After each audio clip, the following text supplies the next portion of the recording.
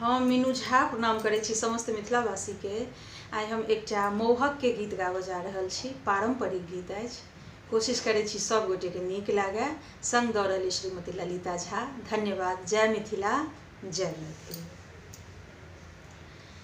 कहब त लागत छक दयो दुल्हा, कहब त लागत छक दयो दुल्हा, कहब त लागत छक द, कहब त लागत छक दयो दुल्हा, कहब त लागत छक द।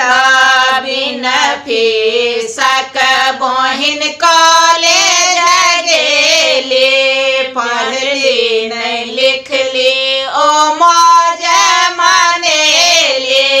बिन फीसक बहिन कॉलेज गेली, पढ़ली नहीं लिखली ओ मौज मनेली। प्रिंसिपल पकड़लक धक दयो दुल्हा, प्रिंसिपल पकड़लक धक दयो दुल्हा, कहब त लागत छक द, कहब त लागत छक दयो दुल्हा, कहब त लागत छक द। बिन टिकट अम्मा ट्रेन में चढ़ली, बिन टिकट अम्मा ट्रेन में चढ़ली। एकटा सीट लो सब झगड़ली, एकटा सीट लो सब झगड़ली।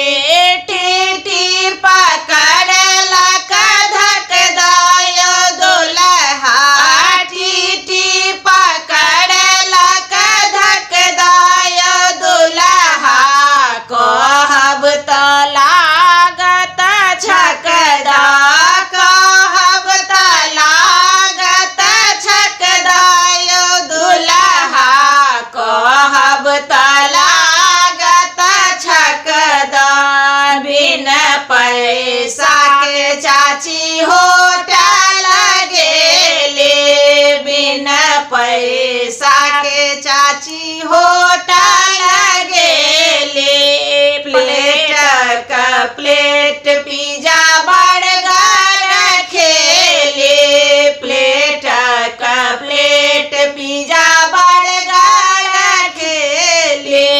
बेटर पकड़लक धक दयो दुल्हा, बेटर पकड़लक धक दयो दुल्हा,